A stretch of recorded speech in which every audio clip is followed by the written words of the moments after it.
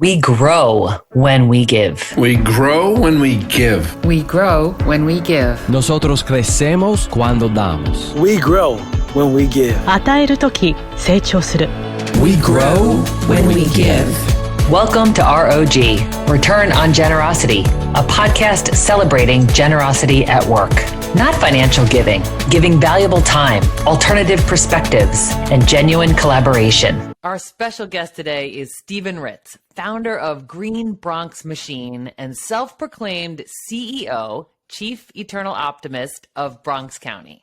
With 20 plus years of experience as an educator and administrator, Stephen believes that students should not have to leave their community to live, learn, and earn in a better one. Stephen has spent most of his professional life helping move generations of students into spheres of personal and academic successes that they never imagined. While reclaiming and rebuilding the Bronx, Stephen's extended student and community family have grown more than 165,000 pounds of vegetables while generating extraordinary academic performance and living wage jobs. In the process, he moved school attendance at Community School 55 from 40% to 93% daily. Stephen, you were a speaker at WOBI, which is World of Business Ideas, this conference that I attended in 2015. There were many renowned speakers and thought leaders there, and the only one that got 100% standing ovation is you. You have made a lasting impact on my heart and my mind, and what I appreciate most about you is your passion, energy, generosity for your students, your community, and our world. You epitomize we grow when we give. Warm welcome to ROG, Stephen. Well, thank you. That is a great welcome. And I need you to write a letter to Chris Stanley at WOBI because I'm trying anxiously to get back. Happy to return. So if you could do that, that would be the biggest blessing. Of all. And it's remarkable because WOBI is one of my favorite events of all time. Yeah, it was fantastic. And like I said, there were speakers that, and I didn't want to mention them because you outshined them, but I think that you just won over everybody's hearts with what you're doing, and your encouragement that all of us can make a difference is something that, again, it has stayed with me. And I just wanted to share you with start, but you have to start in order to be great. And where you stand is the most important place you are right now. That's what it's about. I listen, there are amazing speakers at WOBI. I think what resonates with people is my authenticity, because my authenticity is my advocacy, and my advocacy is my authenticity. Mm-hmm. And each and every one of us have the ability to be what I call an accidental success. Right on. So why don't you tell our listeners a little bit more about Green Bronx Machine, what you do, why you do it, and what are some of the ways in which you've seen this generosity really grow? So I like to say at Green Bronx Machine, we grow vegetables, but our vegetables grow students, our students grow schools, and our schools grow happy, healthy children and resilient communities. And that is literally what it is about. It's about taking schools that are in underserved, and I also say overexploited for many reasons communities, and instead of waiting for the man on the white horse or for Superman to come in, it's really about giving agency, belief, and identity to children. In a world that is driven by transactional mindsets, this work is about passion, purpose, and hope, and showing up daily, and the belief that we are the ones that we are waiting for. So it is 100% mission driven. We are still a teeny tiny organization. You're going back 10 years. The organization has doubled in size from me to me and my wife. So it's two people, still two people at the heart of this. I remain an unpaid volunteer, and I'm committed to do so. I'm doing so simply because I believe it's not about enterprise building, but generating impact. And I want to be very disruptive in the nonprofit space. And I believe, we can't nonprofit ourselves into prosperity. And while every nonprofit organization is doing amazing work, there is so much duplicity, there is so much replication, there is so much enterprise building that often the mission gets forgotten. So for us, the heart of what we do is the mission. The heart of what we do is the work. There's no development team. There's no media team. There is no marketing team.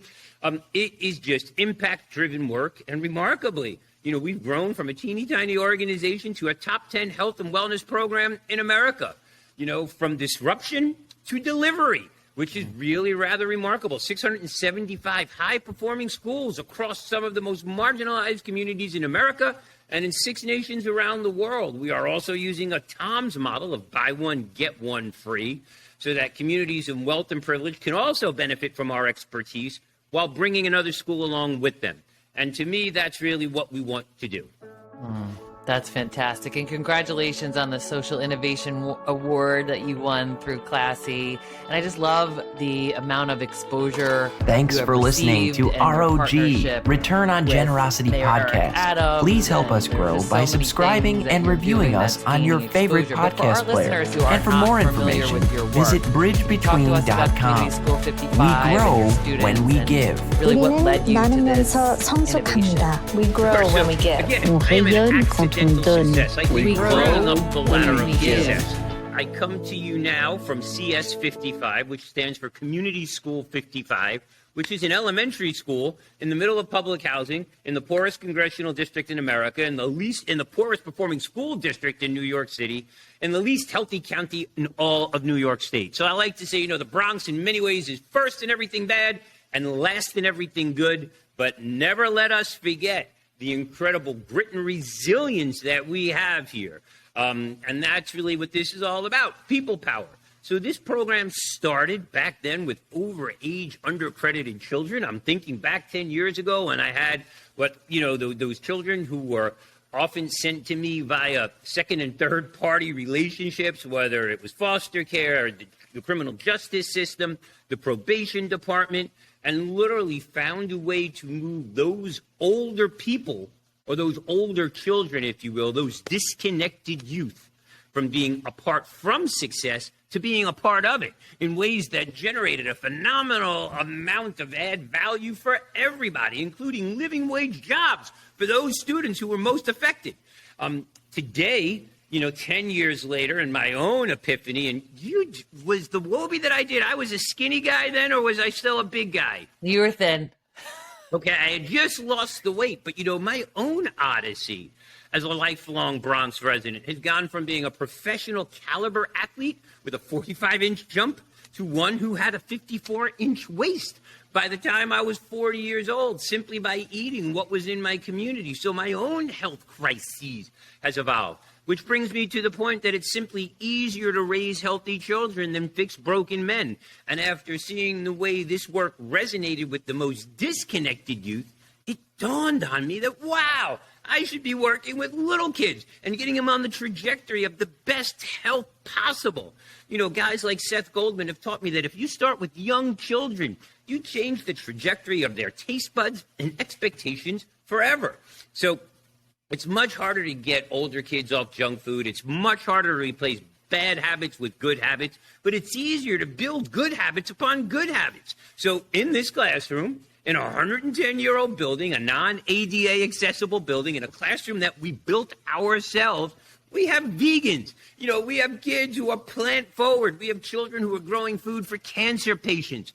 We have children who are the next generation of social and environmental justice warriors. We have children who are boycotting businesses that don't really build value in our community, but rather extract from it. So it has become a remarkable undertaking. And of course, with the fresh food boom, now you add in food crises, inflation, and food insecurity. The ability to grow your own food with 90% less water and 90% less space in a classroom year-round, regardless of seasonality, is literally a license to print money.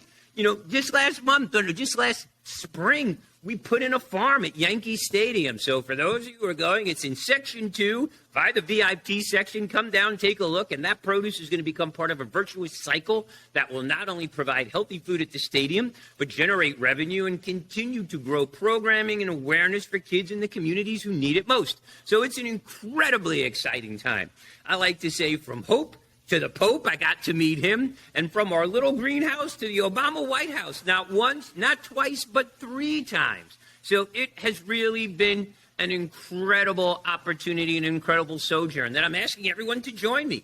And you can, because all you got to do is give a little love. And that's what really this is about. It's about no one will go broke giving love. It's about building community, creating connections, and moving those who are apart from success to being a part of it in ways that benefit everybody.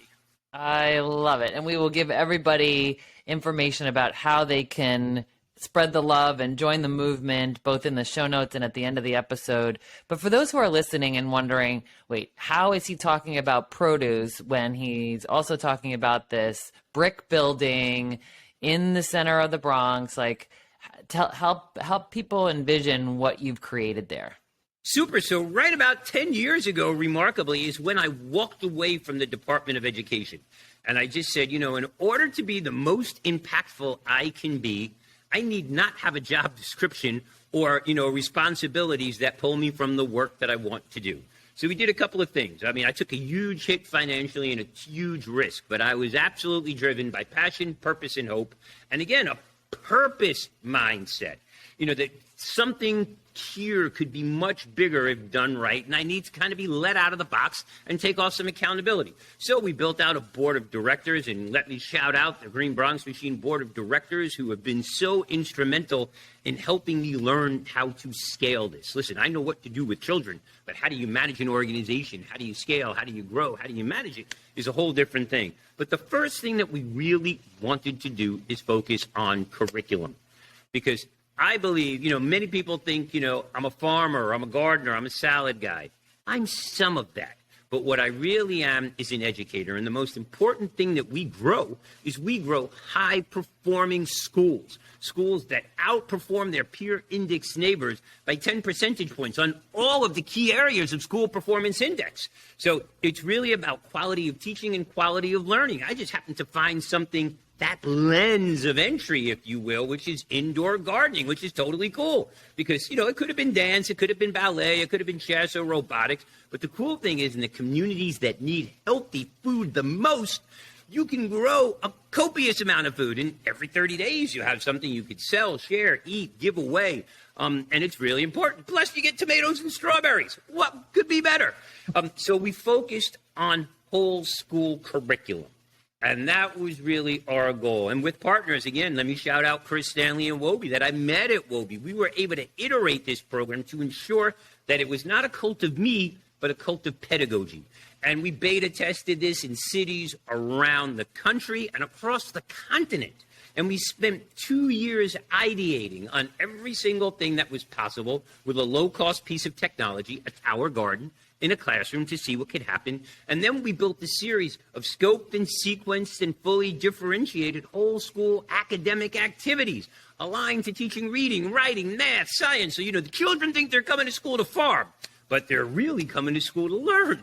What they're learning is they're learning everything they need to do in school under the pretense of farming. But it's really cool. We've got ladybugs running around the school. We've got the most productive soil garden per square foot outside of our school in all of New York City, in the middle of public housing, with, I might add, soil that was generated by compost from the cafeteria. We're at this perfect precipice in time where we have a great plant-forward mayor. We have a chancellor who is aligned to that work and really the ability to impact children in ways that we've never imagined. Because let me be clear, Shannon, in my 20-plus years of teaching, and I actually started teaching in 1984, the most important school supply in the world is food. And let me say that again. The most important school supply in the world is food, because children will never be well-read if they are not well-fed. It's not computers. Sure, that's a part of it, but it is really the ability to put fuel in children's bodies and minds that is going to equip them for success. The cold, harsh realities of our community is that, 3 miles away, same race, same ethnicity, there is a 15-year discrepancy in life expectancy. I just turned 60, and for those of you who are looking, this is what 60 looks like in the new South Bronx. Fit and trim, medication-free, walking upright. So The fact that we are the least healthy county in all of New York State begets so many other problems: poor eating, poor learning, poor health, poor self-esteem, poor mental health. All of that is a very vicious cycle. And what do we know? We know that 80% of a child's health has to do with behavioral habits, not actual health care. So if we build happy, healthy children who are aligned to feeding themselves and taking better care of their bodies and their communities, we are growing resilience. And we're putting the need for all of those other nonprofit services to really become far more specialized and exacting. Because I don't want to be the salad guy. I don't want to be the garden guy. I want to be the whole school performance guy. And that should incorporate everything. Listen, a lot of the work that I'm doing is really rooted in policy. And again, kudos to Mayor Eric Adams for selecting me to the food transition team. I am honored and humbled to have a voice and a seat at the table and to represent my borough, perhaps one of the most malaligned, if you will, or misrepresented communities in the world, as a model of what is possible, proves that we are the ones we're waiting for, and it's just a blessing. But let me be clear. It's not me. It is we. I show up. I'm nothing more than a pencil, and the pencil simply exists to make a mark on paper. The hand that moves this pencil is passion, purpose, hope, and love. And the singular notion that showing up daily is very, very powerful. So much there. Thank you for that. And I love the partnerships you're talking about and the way that you're thinking beyond the classroom, but that's where it starts. And it starts with the curriculum and the really thinking about how you're changing minds. And so you started this program by growing hydroponic plants in your classroom. And then what did the students do with those plants? How did you utilize them? First of all, the students, number one, they eat them, they sell them, they bring them home, they go home in backpacks. We have a program here where my third and fourth graders are growing microgreens, prescriptive microgreens for seniors who are recovering from cancer. And literally once a week, these children, and are food insecure, I might add. So literally, in communities like mine and many across the country, seniors are the eyes and ears of our community for so many reasons. The ability to create intergenerational programming is absolutely tantamount to community success. So when children realize that the seniors who they see and know and love daily are eating this food and getting better and can come back to school to be a volunteer or a reading partner or a crossing guard or someone who just greets them at the door, either at school or back home daily, is magnificent. You know, it's one thing for me and older people to sit there and tell children, eat healthy, eat healthy. It's a whole nother thing when children are doing it themselves, and it's a whole nother thing when I tell my grandparents, you know, listen, my children's grandparents, not my own, you know, and I tell Granny, listen, Granny, less salt, less ham hocks, less fat. Granny wants to beat me with a cane. Listen, Mr. Steve, I love you, but don't tell me how to cook. But when their grandchildren go home and tell them, Grandma, use less salt, use more garlic, use less fat, they tend to listen. And these little changes add up to big changes.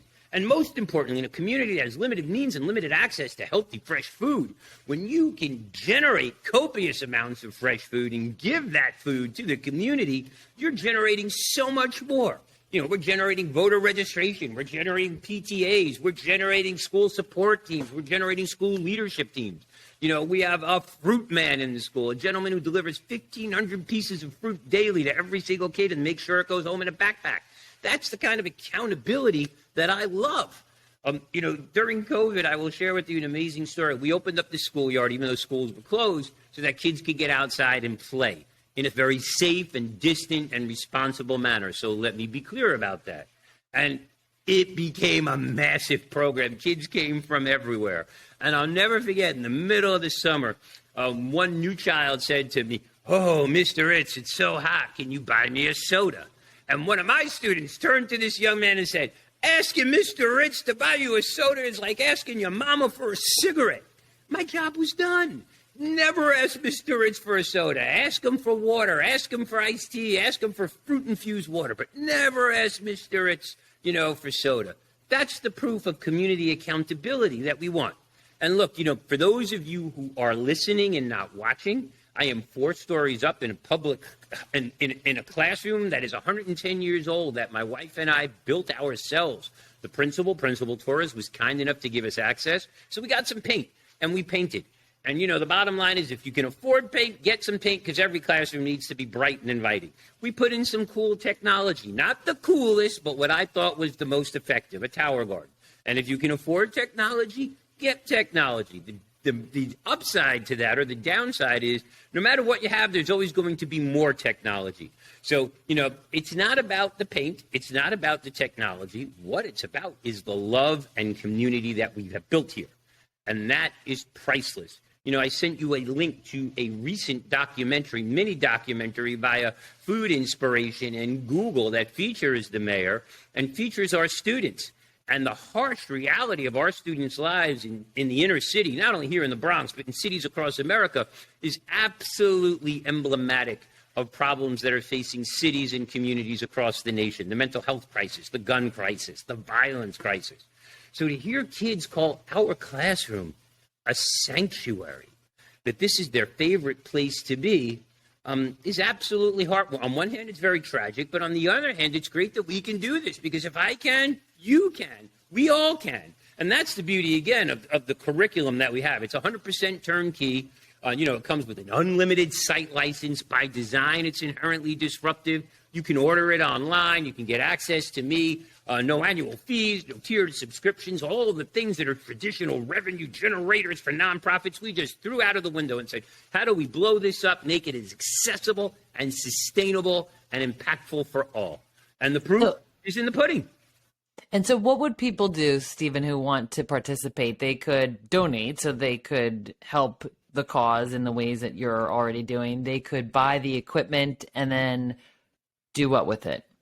Oh, so there are a couple of ways you can get involved, and thank you for that, Shannon. Number one, please, if you're so moved by this mission, please feel free to visit the Green Bronx Machine donate page and make a donation. Sign up to become a monthly donor. Realize that during the pandemic, out of this classroom with small monthly donations, and I'm talking $20 a month, we were able to move 150,000 pounds of food, fresh food, into communities that needed it most. We were able to support 55 families. We were able to support 30 homebound senior citizens. We sent home groceries each and every week. We trained 1,500 teachers. So small monthly donations add up. If you're a parent or a corporation that's looking for a good CSR move or what to get this program involved in their own school, you can reach out to us and purchase our curriculum. We're always looking for board members, good corporate partners. We have created a network of connections here where children now have pen pals. We've been able to connect children with communities across the country and around the world. And to me, that's one of the most beautiful things ever. So there are so many ways to get involved. And, it's not about giving much. It's about giving love. And it's really about, wanting to make a difference. So please get involved in some shape, manner, or form. Sponsor a program. Sponsor a child. We have children here. We have a community farm that we built on an abandoned city street, which is the first place in New York City these children have ever seen a rabbit, a garter snake, a butterfly, and they get out there. So we welcome all kinds of add value relationships. We welcome board members. So please reach out to me. We're very social. I promise I'll write you back. Yeah, it is true. You will, and you do. So there's a couple of quotes that you are known for. And one of them, I know it's plastered around your walls, and it's just every time I've heard you speak, I've heard you say it. So the Si se puede, I'd love to hear you talk about that and the meaning of that and why that's so important to you. Well, si se puede means yes, we can. And, originally and remarkably, I became aware of that saying during the Obama candidacy and the Obama presidency when President Obama was running for president. It was a brilliant campaign slogan, and mistakenly, I attributed that to him, not knowing that the original author of the statement was actually Cesar Chavez, from the United Farm Workers Movement. So it became even more profound to me. But I like to believe that we are Americans and not Americans. So si se puede, yes, we can. You don't have to be great to start, but you have to start in order to be great. And I collectively believe that the degree to which we resist any injustice is the degree to which we are all free. So justice, equity, inclusion, and purpose is at the heart of this work. Absolutely. And the goal is to make it as circular as possible. I wound up, if you're looking for a good read, you could always grab a copy of our book, The Power of a Plant, which went on to become a #1 bestseller, and 100% of the proceeds support the program. I think it is the only book in America that comes with a double your money back guarantee. If you don't like the book, if you don't love the book, I'll buy it back for twice the price and give it to someone else. Excellent. So tell me more about how this is a justice movement. Well, let's be clear. Food justice is racial justice. Who has access to what, when, where, why, and at what price determines everything. Decisions in communities like mine are made in far-off places. What's available in our community is largely reflective of who's willing to provide what at what cost. But, whole food, good food, healthy food should be a basic human right, particularly in the United States. To think that the largest food distribution center in the world is literally 30 minutes from my school, and the wallets and bellies of the affluent are filled on the hearts, backs, minds, and lungs of children surrounding that community is absolutely abhorrent to me. So for me, it's about equity. Cheap food is so damn expensive, it is killing us. And what have we learned? We've had some great partnerships with corporations like Sodexo and Google, and we've learned that when you take away the burden of food insecurity from families who need it the most, what happens? Amazing things happen. Yeah. Social cohesion goes way up. Family cohesion goes way up. The amount of books and family time spent together go way up. Instead of standing online at a pantry or on a soup line, children are going to the library. They're accessing free resources in their community. These are the kinds of things that really move children and generations out of poverty. And when you think about the war on poverty, it is so failed because basically the only people who have benefited are corporations and nonprofits who continue to thrive on this dysfunction.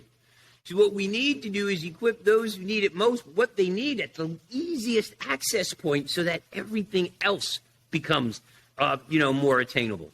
And let me be clear, the greatest lever this nation has towards equity and democracy is public education. It really is, what's fast is becoming faster and what's slow is really become slower. So the ability for children to be involved in school and compete with their peers across all levels, across all aspects of society, has never been more critical to ending the wealth and equity gap. So it's about time. And for us, the best place to start is right here. And, the work is hard. Let me be clear. The work is hard, but incredibly rewarding. Each and every day I go home and my heart is full. And my joy doesn't give me gratitude. My gratitude gives me joy. And it's important to live in that space and own that space. And, I fight. I fight for children who are born in places most people would not want to be caught dead in. I fight for children who often don't have a bedroom to call their own. I fight for children whose monsters are real, and this is America. I fight for children who don't get to see a dentist, who don't often have dinner, if not for school, who don't know what dessert is. I fight for children who really most people don't even know about, and not only here, but globally. And again, this work is hard, and it requires a great deal of courage. In my odyssey in the past 10 years, I've moved from a place of controversy and conflict, if you will, to collaboration and coalition, which I think has been my greatest learning. So I'm a very content 60-year-old because I feel I have more energy and more purpose and more power than ever before because I've learned that people can't drink from a fire hose. And there's a lot to be angry about. We could go into conversations about what's going on in this nation that, no matter where you sit, on what side of the aisle, you have a lot to be concerned about. But, the one thing that we have to do is continue to be courageous. And the opposite of courage is not cowardice.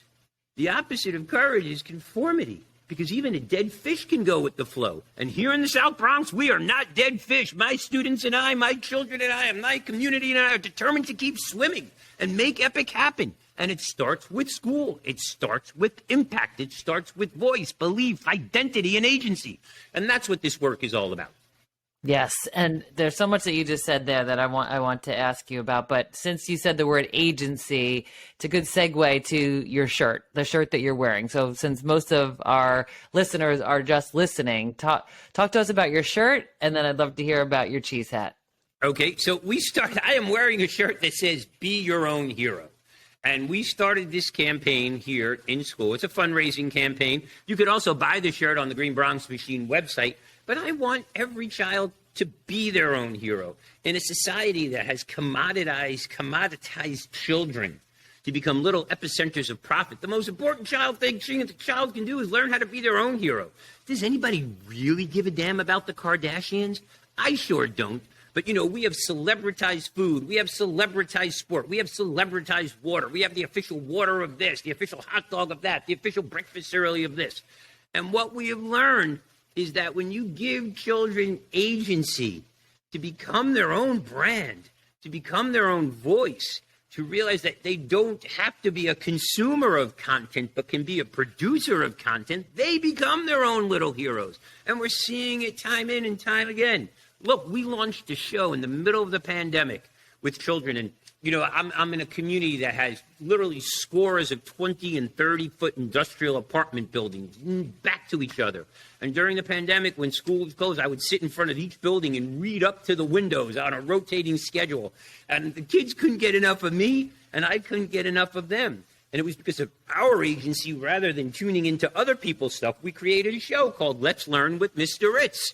And, PBS picked it up. The children helped me write it. The children star. They're the voices. And we tour the neighborhood. We do these great events. And the show had 2 million views on PBS. Not bad for, a teacher who basically has an AOL account and a VCR at home that says 12 o'clock with roll-up windows. So when you go from consuming content to producing content, you change your relationship to your environment, to your ecosystem, and you learn how much we can affect change right where we are. So that's really part of what we do. It's one little piece, but every drop fills the cup. For me, my goal is to send the first cohort of children from the South Bronx to the Bronx High School of Science. And remarkably, this year, we had students test. We're still waiting to hear, so we are guardedly optimistic and excited. But again, this was something that never happened here before. So we're just getting started. And again, I want to thank my board, people who donate, and, really, we are about as grassroots can be. 96% of every single donation goes into programming or feeding the community. We have hired students out of poverty who are now here working after school, working with peers, working with elders. So it is definitely all about the 718. Which is our area code. But again, we've taken off nationally. And it's really because we are scalable, we're replicable, and we're low cost. And we're determined to be disruptive. I love it. And you are. And the most great thinking that I got from Wobie. So Chris Stanley, if you're listening, please bring me back. We got a tag team on him, Sean. Yes. I would love to reach out to him on your behalf for sure, because he wants the best and the brightest, and that's you. So tell me about your cheese hat. So for those of you who are listening, I'm not the best and the brightest. I'm not. Yeah. But, I'm a real good thief, so I steal from the best and the brightest. But what I do have, honestly, is a lot of good work ethic. You have work ethic, and you have passion, and you are, I would say, one of your greatest attributes is your humility. Hence you correcting what I just said, because, I think you really are a learner. You really own that role that all of us play in life. I believe that we all play a role of a learner. Some are just going with the flow like the dead fish, and some are the salmon going up against the current to try I just need one more hop every day. I just ask if we can get kids closer, one more hop, and that's what it's about. That's really But I am a learner. And one of your quotes that I love that I want to share with our listeners is, you have said, I am not willing to accept the thing I cannot change. I am going to change what I cannot accept. And that to me is profound. It's to take a stand, to own a position, to pick a lane. Because I think sometimes, as somebody who talks about generosity every day of my life, is I've recognized that sometimes we're so overwhelmed by the amount of need out there that we don't do anything. So I love that you have been very specific about where you choose to channel your energy and effort, and that you are so unwilling to accept some of these things that are happening that are just unacceptable. Look, you walk around here, and let me be clear, the notion of what goes on in the South Bronx, oh, it's welfare, oh, it's this. There is such a small percentage of that balanced against such systemic failure, intergenerational poverty, a tolerance of mediocrity, oh, just give them something, that really is what drives me. The fact that I can get 50 kinds of organic blunt wrap in this community and 30 kinds of energy drinks, but can't get fresh fruit and vegetables is absolutely unacceptable to me. And more importantly, it's becoming unacceptable to our children. And that's the most important thing, because people respond to children and puppies. People really get a kick out of. So I'm determined to support more children and hopefully have a puppy one day. But, right now, the fight is for the best interest of children. And I think that's the lever that I pull daily. What is in the best interest of my community? What's in the best interest of the children that we face? And how do we grow something greater and really maximize our ROI while growing our independence? Because, we don't want a culture of dependence here. And the myth is that, oh, we do. No, we don't. It is really tough to be in a community that's 18 blocks from a subway. It is really tough to be in a community that doesn't have fresh food or a supermarket or accessible medical care. These are things that, so many people take for granted here in America. And similarly, look at the work we've been able to do in Appalachia, perhaps the most, the antithesis of the South Bronx, in the mountains, in coal country. But what do you see? Lack of access to living wage jobs, lack of access to healthy food, low graduation rates, huge mental health issues. And to think that we built a farm in Appalachia for foster care youth that has become a model for the nation and is now, through the generosity of people like you and your listeners, helped us support to build those young people 10 tiny homes, so when they transition out of foster care, they have a place to live, to learn adult living skills, has saved this nation millions of dollars and has really created a model that we could look to. But more importantly, elevated the lives of these young men and that community in ways that no one ever thought was possible. Because as much speaking as I do, I really do a lot of listening. And that's what this work is about. It's not walking into a community saying you need to do this, this, this. It's really listening, doing a needs assessment, and building collaboration and coalition. I don't do this work alone. Let me be clear. I do not do it alone. I so appreciate that, because I think that is something that all of us as generous leaders take seriously, is how well we contribute to the communities with which we're a part. How do we make a contribution, and then also look at who do we need to round out our skill set or to get things done? Who can we collaborate with? And you've mentioned several examples of why that's so significant to you. So one of the things that you're also known for is your cheese hat. So you're wearing a yellow hat. It's a Swiss cheese hat because there's holes in it. And I know that that's very symbolic to you. So what can you tell our listeners about your cheese hat? Well, the cheese hat has really evolved into something that I could have never imagined. Case in point, I recently, celebrated my 1 millionth picture with children in a cheese hat. And, no matter where I go, children, people, professionals, they love the cheese hat. But the cheese hat evolved, as you know, and I write about in my book, The Power of a Plant. I wound up, after a monumental crisis in my own life, a huge tragedy, my wife and I losing a child. I took a job close to home and wound up working at a school that was just physically located closest to my apartment, just so I could circle the wagons around my immediate family. And I started this work in high school with overage, undercredited children. And I soon became the dean of students at a dysfunctional high school. To give you some context of how dysfunctional that high school was, that high school had a 17% graduation rate. That school had 256 felonies in a year. That school had 48 school safety agents and 18 armed police officers in a school building. It had a police precinct in a school building. This is school. Just look at that waste of resources. So as I started working with these children, the kids called me the big cheese.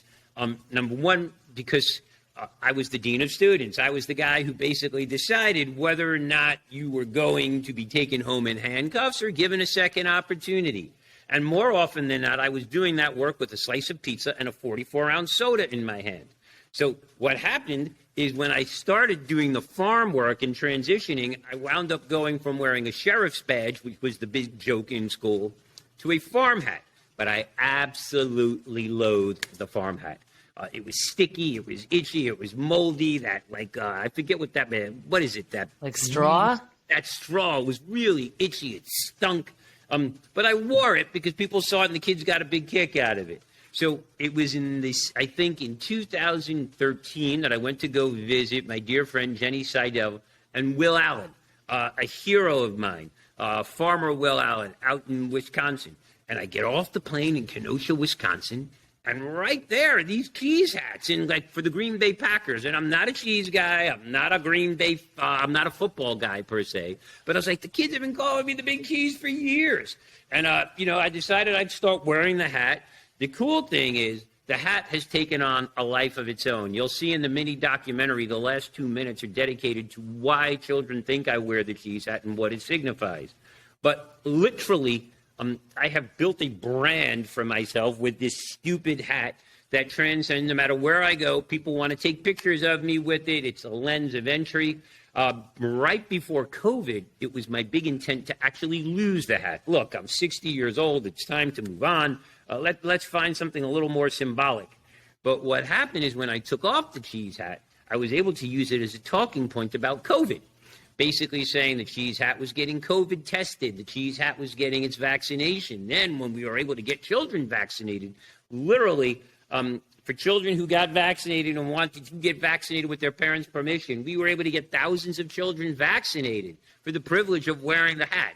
The cheese hat is the Green Sheikh in the UAE has worn the hat. I've worn it to the White House. I've worn it in places you can't imagine. Celebrities, who I won't mention because they'll probably be resentful of it, have worn the hat. So It's really become a blessing. It's become a trademark. You definitely see me coming. And there's some value to that because in a tough day, in a challenged community, when you see a guy with big green shoes, a big smile, and that cheese hat bopping up and down the hallway, you know something good is coming. And I am coming. And I'm coming from a place of love. I'm coming from a place of unity. And I'm coming from a place to how do we get to better. Because in a world that is driven by the cloud, I like to say my message is powered by the sun. And this hat represents the sun, a big smile on your face. But it's just remarkable how many kids really love the hat. They want to try it. They want to bite it. They want to taste it. They want to look. It's just become a big thing. Oh, I love it. Well, thank you for sharing that. I am deeply sorry about your loss and the way that you have leveraged some of that pain into being so purposeful and being the sun and being the bright light that you are is just truly remarkable. And that whole be your own hero, be your own celebrity, make your own content. Those are really important messages for our listeners. We always want to leave our listeners with something that they can do, a practical takeaway tip, an action that they could take. So what are some of the recommendations that you have for our generous leaders who listen to ROG? What are some of the ways that they could translate some of what you're doing? They can participate in your movement for sure. What are other transferable tips that you would offer them? I think, and I'll go back to Wobie, wherever you go, there you are. So put your best 2 feet on the ground and stand up straight. Seek the sun, seek the light, and seek to nourish yourself in the best way possible. How would I become 330 pounds? 1 pound at a time. How would I lose that weight? 1 pound at a time. And, I urge people each and every day in a world where you can be anything, to be kind to yourself, to each other, to the planet. Yeah, sometimes a hamburger sounds great, but when I think about all the inputs that go into it, maybe a banana sounds a little bit better. You know, and again, I'm not the food police, but I just want people to make better decisions for their own health and for the sake of the planet. You know, be kind. Put the phones down, put the social media down, find some time to be in love, to be still, to be quiet. These are things that, you know, I do each and every day. I may not do it enough, but I look forward to doing it more and realize that every drop fills the cup. You know, lots of people can do great big things. That's what people set out to do. But it's the small stuff daily that really adds up. Showing up is very powerful. Being consistent in what you do and what you say is very powerful. And again, no one will go broke giving love. So give love freely. And, you know, you're always going to get it back. But if you're wealthy, please give us a donation. You know, because that would help too. I love it. I love it. So greenbronxmachine.org. Buy Stephen's books, The Power of a Plant and Make It Happen. We didn't mention that in this episode, but there will be links to that in the show notes as well. Thank you for the good that you are doing in the world. Just thank you for being that light. I so deeply appreciate you and your time. Well, Shannon, thank you. Thank you for that flashback to my old card. That is just hilarious. And to think this was 10 years in the making, you know, let it not be 10 years to the next making. So please, when you're in New York City, come on up. I've got a bunch of kids who would love to welcome you. We've got fresh grown salad right here, 365 days a year. You can come and pick your own strawberries in my classroom. So please come visit and let's work on a letter to Chris together for sure. Let's do it. That would be the greatest gift of all, quite frankly, because, you know, through that network, and, you know, that's an important thing to realize. You know, for me, health is the new wealth. You know, peace is the new cool. Your network is your net worth. And I've been able to network in opportunities with opportunities like that have literally impacted the lives of thousands and thousands and thousands of children. And that is the wake that I think we all seek to leave behind us. No one cares how far you drive. Yeah, me too. Oh, that's awesome. Thank you so much. My pleasure. See you soon. I never say goodbye, but rather see you soon. See you soon. See you soon. Yes. Thanks kindly. Ciao, ciao.